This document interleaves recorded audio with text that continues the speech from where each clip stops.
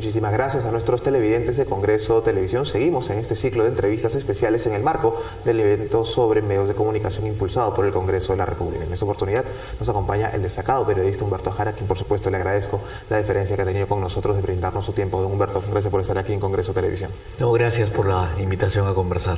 Ha sido un tema muy interesante que han tocado en la mesa que le tocó integrar, y es sobre el periodismo de investigación, los desafíos que tiene en el siglo XXI. Y un tema recurrente en este escenario es los fondos, ¿no? Los recursos que necesita una unidad de investigación para poder trabajar. ¿Es real que los medios de comunicación están en una crisis que no les permite financiar una buena unidad de investigación? No, yo no creo que el tema haya que verlo desde el lado exclusivo de los recursos que hay. Primero, que el género es un género muy importante, un género que tiene validez en todo el mundo y que además requiere de ser tratado, de ser llevado adelante. Entonces es como que uno pusiera cualquier tipo de negocio o una clínica o lo que fuera y diga, no, yo no puedo hacer tal o cual cosa. Es esencial, en términos informativos tiene una gran importancia. Los recursos siempre van a poder estar, es una cuestión de racionalizar recursos, es una manera de ver. Además, no todas las investigaciones son investigaciones costosísimas, eso será en los casos pues grandes, gravísimos, pero hay otros casos que se pueden hacer. No es tan cierta esa opinión, ¿no? Porque generalmente cuando se les increpa a los medios de comunicación la falta de investigación, la falta de profundidad en sus informaciones, esa suele ser la respuesta, ¿no? Que carecen de medios o también de personal capacitado. ¿Hay un problema también con la formación de los periodistas, sobre todo en el tema de investigación? Lo personal capacitado es también un tema muy relativo. Probablemente, por lo mismo que no hay mucho periodismo de investigación, no hayan muchos capacitados. Pero eso se logra.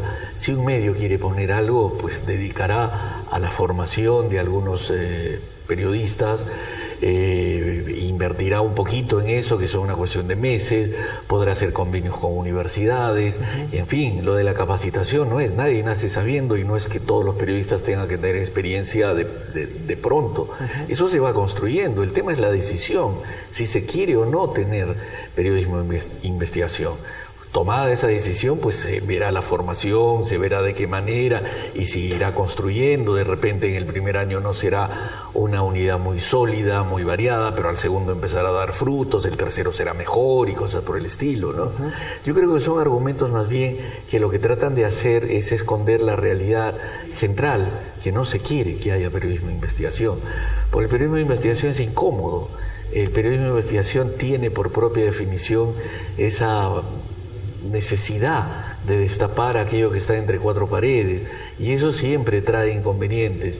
Entonces ahí está para mí el quid del asunto. Hay un grupo de poder que está interesado en que en el Perú ya no se haga más investigación. En realidad los grupos de poder siempre van a estar interesados en que no haya investigación en Perú y en cualquier otro país y a lo largo de la historia. Precisamente el valor del periodismo de investigación ha sido ese, que no ha podido frenarse frente a los grupos de poder, y lo que ha hecho es mostrar qué cosa hay detrás de los grupos de poder. Creo que esa pugna va a ser siempre, va a estar presente. Creo que es incluso uno de los incentivos, si se quiere, del periodismo de investigación, que haya grupos de poder tratando de ocultar las cosas. El tema es si los medios de comunicación, dentro de ese rol de difundir información, empiezan a ponerse del lado de quién, de los grupos de poder o de los periodistas. Ese es el asunto. Justamente durante la exposición se hablaba que la prensa peruana es muy difícil de controlar, y usted señalaba que si se hiciese un libro sobre investigaciones periodísticas habría mucho material. Quiere decir que a pesar de las precariedades en el Perú siempre ha habido estas iniciativas, siempre ha habibido periodistas valientes que, ya sea con el apoyo de un medio o no, han sacado adelante investigaciones que han tenido resultados concretos. Sí. O sea, ha habido, y acá ha habido periodistas, y hay, con gran interés en el periodismo de investigación, y se ha logrado trascender todo eso. El problema es que el momento en que empecemos a hablar en pasado, ahí ya está el peligro. O sea, sí ha existido, hay muchos muy buenos ejemplos, pero en el último tiempo se está perdiendo eso. Entonces, ahí viene el gran problema, la gran duda. Y hay algo que los medios masivos de comunicación no se dan cuenta, que al poner todos estos frenos y al no generar información de fondo, información importante, información investigada, sólida, están actuando en contra de ellos mismos, porque antes, bueno, eso se podía controlar, pero hoy día con la explosión de Internet, lo que no terminan dando ellos va a salir en Internet. Por lo tanto, la gente va a empezar a abandonarlos para pasar a aquellos lugares en los que sí van a encontrar lo que está buscando. Entonces, incluso por una razón de supervivencia, los grandes medios deberían pensar en que la información no se debe esconder, que se debe empezar a promover todo esto que es el periodismo de investigación. Sin embargo, lo que vemos no solo en el Perú, sino en otros países del mundo, es que la respuesta de los medios ante el incremento de informaciones en Internet es que sus propios portales privilegian cosas que a primera vista son más atractivas, informaciones banales, lo que Vargas Llosa citaba en La civilización del espectáculo, y que atrae una audiencia mucho más masiva y que los contenidos más relevantes empiezan a quedar un poco en el olvido. Por lo mismo, las unidades de investigación también pierden apoyo del propio medio. Claro. Ahora, el tema es que los medios de comunicación ahí están cavando su propio final. O para no ser tan drásticos, no somos tan apocalípticos. Sí, para no ser tan apocalípticos, están yendo en contra de sí mismos. ¿Por qué razón? Porque en los últimos años se ha instaurado una lógica de la cantidad. El que más tiene vale más, el que tiene más dinero es mejor, el que gana más es esto. Todo es en cantidad y no en cualidad y en temas de fondo. Entonces, abren los portales web y empiezan a decir: nosotros somos el portal web más leído porque tenemos la mayor cantidad de clics, la mayor cantidad de seguidores. Sí, señor, pero porque un gatito se cayó de una cuna con un bebé, entonces te hacen 1000 clics, 10.000 clics. Los videos de gatitos, ¿no? O los titulares en pregunta que nunca se responden en el desarrollo de la nota. Entonces, ¿a dónde están yendo? Al final es la banalización. ¿Y quién va a ser el perjudicado? Ellos mismos. Hoy les servirá para decir somos los más visitados, pero de acá a unos años también les dirán somos los más visitados y los menos importantes. Somos los más visitados y a los que la gente hace menos caso y donde se pierde la información. Acá tiene que haber un balance entre fondo y forma. Los grandes diarios en su momento tenían un balance entre su contenido y su tiraje. Hoy en día todo parece tender al nivel de ventas, al nivel de audiencia, no importa con qué. Eso hoy día puede tener alguna validez o lo que fuera, pero a la larga va a pasar factura. Justamente sobre ese punto quería que hablemos sobre la importancia del público al que está dirigida la información. No tendría por qué estar reñida la calidad con la cantidad. No tendría por qué una investigación muy bien hecha solo estar dirigida para una élite. Una muy buena investigación puede tener también una audiencia masiva. Sin duda, por una razón. El periodismo, casi por definición, consiste en contar una historia. Y en el ser humano está siempre la tendencia a querer escuchar una historia. Entonces, si se construyeran buenas historias, bien escritas o bien narradas si son audiovisuales, la gente se va a acercar a eso. El tema es que se hace mal periodismo y luego se dice, no, es que no hay audiencia. No, si se hiciera bien un buen informe, una buena producción, que esté bien planteado, que esté bien contada una historia, que se le pongan los elementos narrativos, que capten la atención, que gusten, la gente lo va a leer igual, se va a acercar. Acá no, acá creen que hacer periodismo serio es ponerse solemne, es ponerse aburrido, y no es así. El periodismo serio es que la información sea válida, que la información sea sustentada y correcta, pero la manera de narrar, de presentarla, tiene que ser una manera atractiva, y ahí está. Y sobre eso hay ejemplos múltiples en toda la historia del periodismo. Suele ver a veces que algunos géneros periodísticos, como la crónica periodística o el reportaje en profundidad, hayan perdido espacio en los medios tradicionales. Es un fenómeno que no solo ocurre en Perú, nuevamente. Sí, pues, y eso tiene que ver también con que cada vez más los periodistas, en una buena mayoría, creen que leer está mal. O sea, yo no entiendo, es como que un cocinero quiera convertirse en un chef y no corta la zanahoria. O sea, un periodista que no lee no está trabajando con su herramienta es el lenguaje. Y el lenguaje, ya sea para escribir, ya sea para hablarlo, lo que fuera, le va a provenir de la lectura.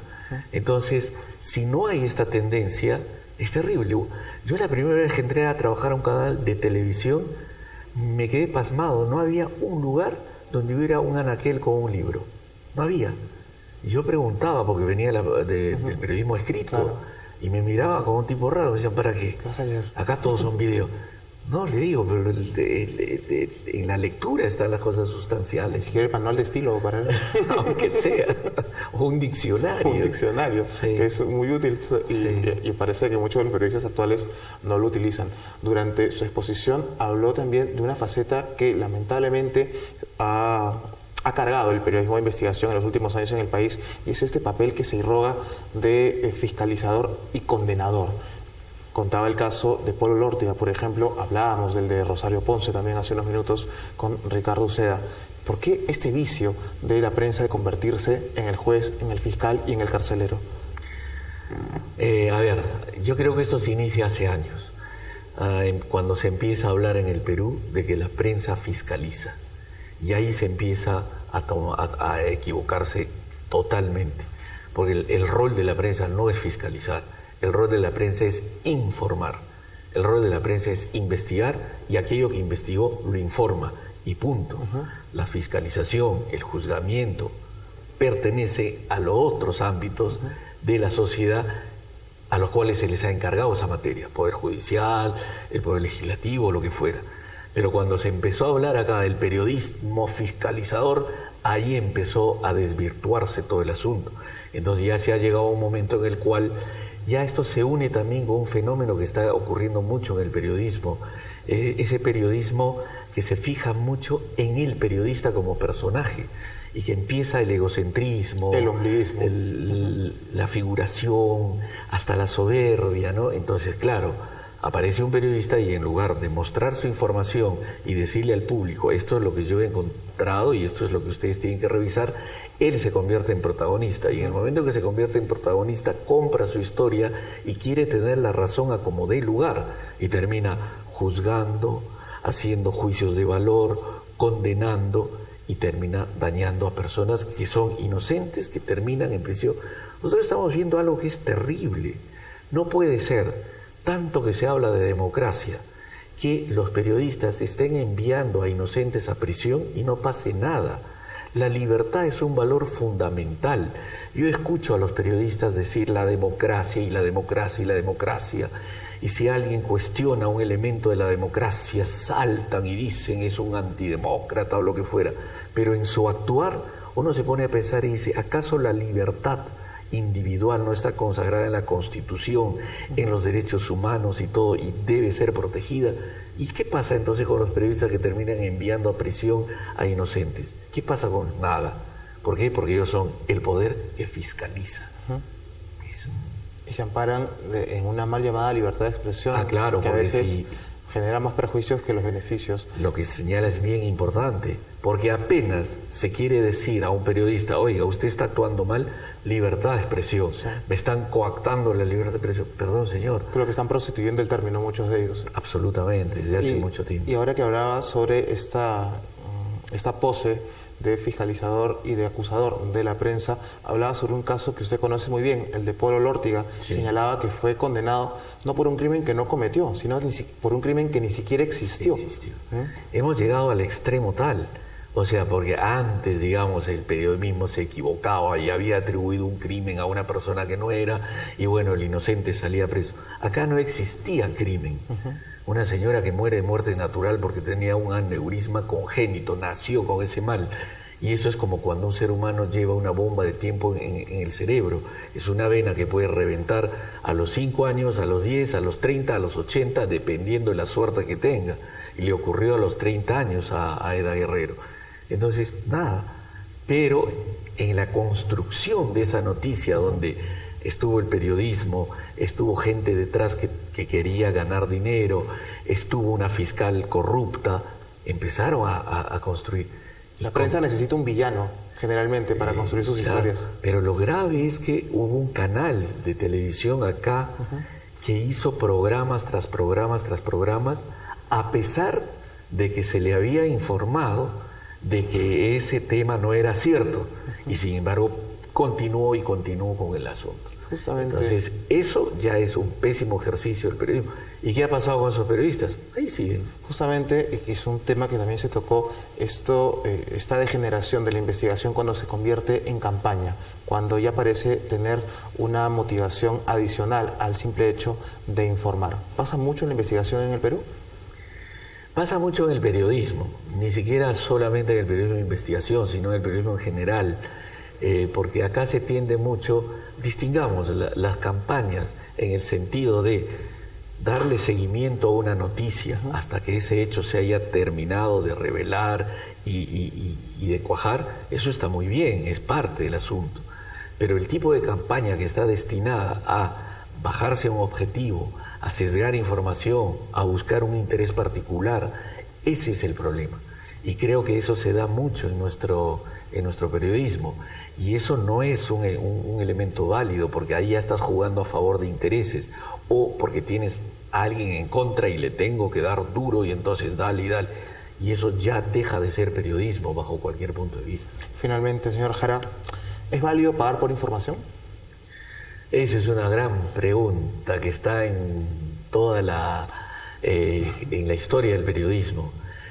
Pagar por información va a ser siempre una cuestión muy riesgosa. Pagar por información significa que se está poniendo ya ahí una línea muy delgada entre el acceso a la información, el acceso a la información verdadera y entre el interés de aquel que vende. Es un tema no agotado, pero yo creo que es muy complicado ingresar. Aquel que decide ingresar a ese territorio tiene que tener en cuenta que empieza a asumir riesgos porque ha cruzado una línea que es muy delicada, ¿no? Correcto. Señor Jara, muchísimas gracias por habernos acompañado aquí en Congreso Televisión, compartiendo algunas reflexiones sobre periodismo. Muchas gracias. No, gracias a ustedes, Javi, por la invitación. Nosotros estábamos conversando con el destacado periodista Humberto Jara. Yo soy Jorge Álvarez. Hasta una próxima oportunidad.